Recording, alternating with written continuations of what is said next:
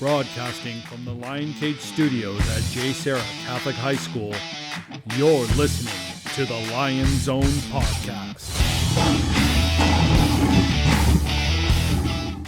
Welcome, everyone. Today we have two special guests on this podcast. Do you guys want to say a little something and give us your name? I'm Aidan Fowler. I'm number 15. I play for the boys basketball team. I'm Sidney. Dina. I'm number 99. I play on the boys soccer team, and I'm the captain. Thank you for being here. We're so grateful to have you guys on this show. Thank you for having us. Yeah, all right, so both teams have had pretty good playoff runs so far. Both teams made it to the second round. Aidan basketball has its second round matchup against Rolling Hills Prep tonight, and their record is 23-5 and 7-0 undefeated in their league. They took down Cajon pretty easy the other night with a 62-35 final score.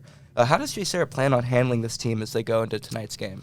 You know, they're a very well-coached team. They're very disciplined. I think we're the more talented team. We just do what Coach says and, do a good job on the personnel. I think we're going to come out with a win. I like that. Yeah. What is Coach Wilkinson's message to the guys to try to prepare them and excite them for the matchup tonight?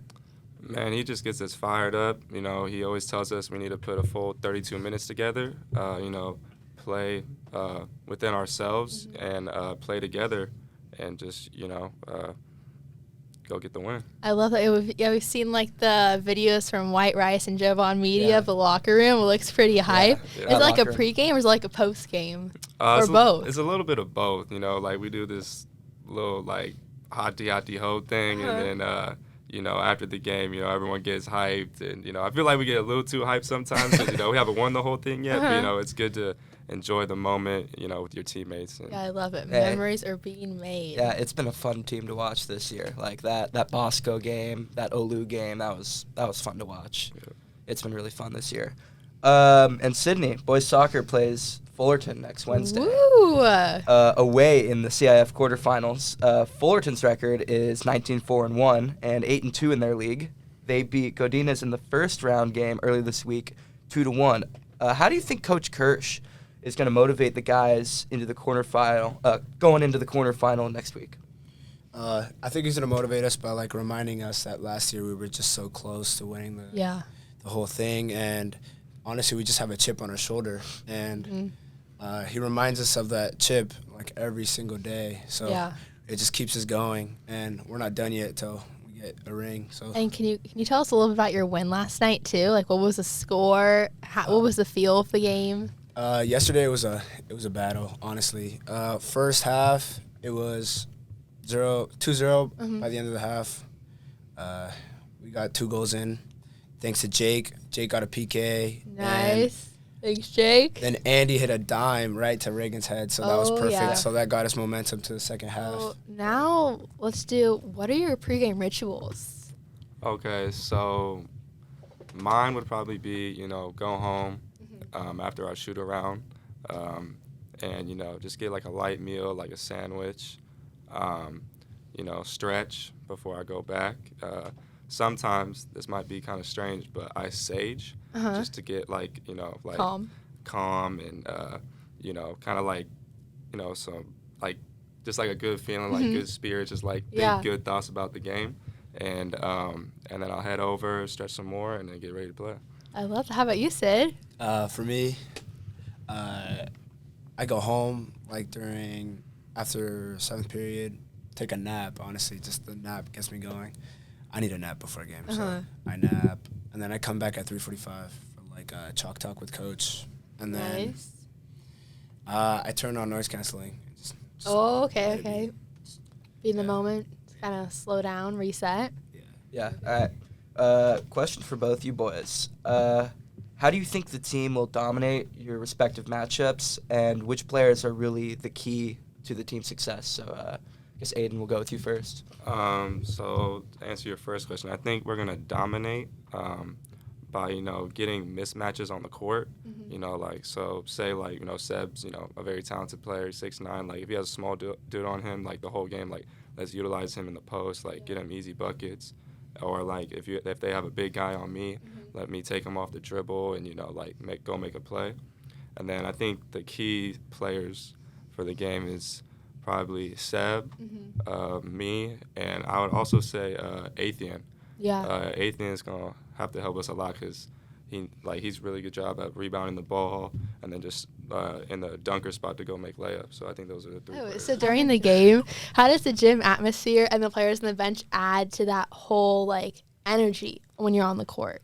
They add a lot. The guys who don't play as much, who they do just as much as us. Like they hyping us up on the court. Getting that energy going because sometimes we could come out a little flat during games, and the guys who don't play as much, they'll hype us up. Even the crowd, they'll get us going. So it takes a whole team, to go win the championships, and that's what we're trying to do. Awesome. Yeah, that bench is fun to watch. I mean, they get wild. All right, Sidney, how about you? I think we're gonna dominate by just taking advantage of our strengths and noticing their weaknesses and just taking advantage of it. What are your strengths? I think our strengths are our wingers are fast. Yeah. I feel like our back line is pretty solid. I think we've only had at least 5 goals scored on us this season. Wow. And defense. Yeah, they're pretty good. I think Kenai is a key player. He leads us from the back. Reagan up there just dominates up there. Noah Park's work ethic is just crazy. He just goes at it no matter what. It could be 50 yards out, he would go for it. Jake is our prodigy. We call him a prodigy. That kid, he's got something great.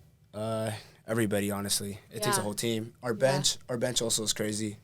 12th man, we call him the 12th man. Exactly. Kai and TJ, those guys are crazy. They will yell their lungs out. So, I mean, love that. It takes a village, What are some of your basketball aspirations and soccer aspirations looking into the future? So for me, it would obviously be going, to a D1 school, breaking some records there, and then, maybe going overseas or something like that, making, money playing the game, so that's the dream. That's amazing.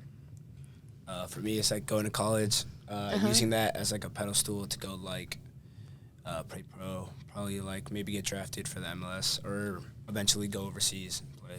Remember their names, you guys. Some very important people sitting here at this table. Yeah, so JSerra, we got a great student section, Lion Nation. Basketball, they've been out, and soccer, they've been out a couple games, and they've made an impact. How does that impact the games, the student section cheering you guys on? Man, it's huge. It's really big.